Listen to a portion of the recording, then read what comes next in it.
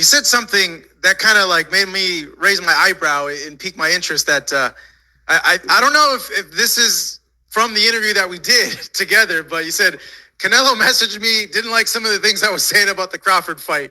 And I was thinking like, oh no, did I get Eddie in trouble when I asked him about the Crawford fight? Because you said some things that you told me that I didn't see you say anywhere else. So what's going on? Canelo's DMing you, not happy about what you're saying. No, he texted me. No, we were talking about, but he did mention it, and I think that I got where he was coming from. I was just being honest. Yeah. With what I saw that night, like I don't think he looked overly bothered against Skull, because I think he was just pissed off that this guy was like running, didn't want to engage, didn't want to fight him. And, like sooner or later. First off, Terence Crawford going to put them paws on him. It's time, yeah?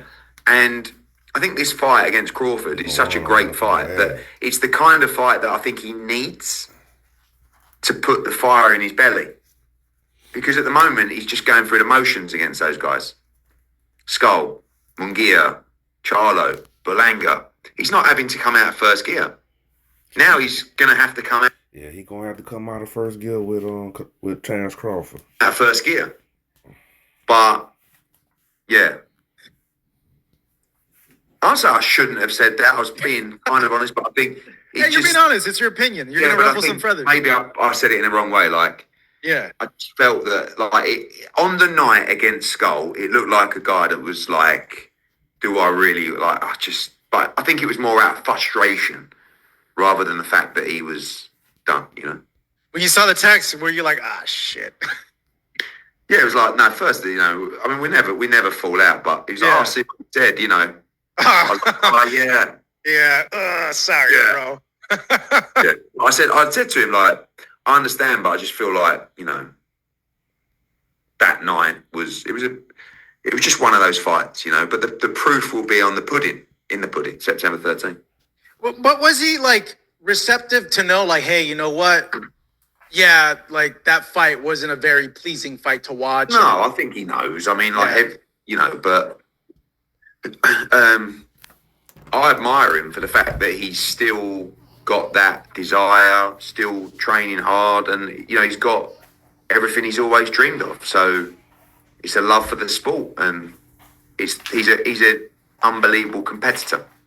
So we'll see what happens in September. Yeah, it's going to be on Netflix. Huge audience.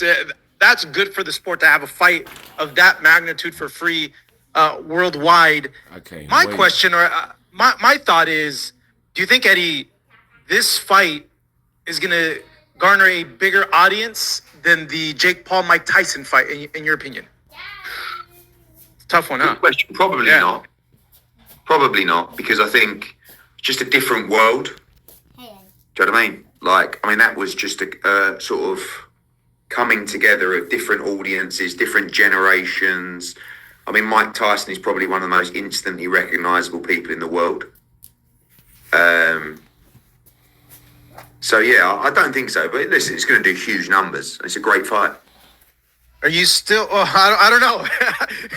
Man, I think it do Are better you still favoring Crawford in the fight, or has your opinion changed? I mean, I've always favoured Canelo in the fight. Well, I've heard that you want Canelo to win, but you feel... Of course, yeah. I like Terence. I've worked a lot with Canelo, and I think just because of what I saw in Riyadh and because of the threat, and he's getting on as well, Crawford, but it's just like the mindset of Crawford. Like, there's no doubt in Terence Crawford's mind that he wins this fight.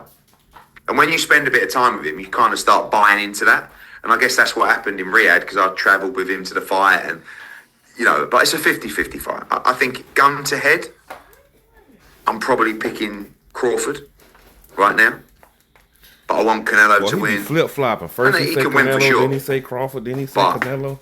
Now he's saying Crawford. Terence is going to make it really guess anybody tricky who win, he picked him. And awkward for him. And I don't think he's going to like that kind of fight. When you say tricky and awkward with switching stances, like, what do you mean Moving, by that? fighting off the back foot. Yeah. A lot of, I mean, he'll engage a lot more than Skull, but he will be looking to do all the things where people have had success, which is use movement. Look look at what Bivol did. Bivol had the perfect game plan. He boxed off the back foot, then he attacked, then he moved, then he, all that kind of stuff. And then Crawford will be looking to do exactly the same. If Terence, well, one, do you think if Canelo loses, it hurts anything to his legacy? No, Canelo's an all-time great. He's an incredible fighter. And look, I actually think this is a bad fight for him because you're losing to a 147, obviously 154 now. But the money's the money, and he was never going to turn it down. Yeah, and Canelo didn't even ask for the fight, honestly. Like he didn't want the fight. He didn't want the fight, yeah. Well, not that he didn't want the fight because he was afraid of the fight. Well, he felt it was a lose-lose. I had those conversations with him. Yeah. Okay, then there you go. Yeah, he felt it was a lose-lose situation. That if he loses to him, but look, he loses to it's the smaller same with guy. Benavidez. Canelo's not afraid of anyone. Pay him the money. You got the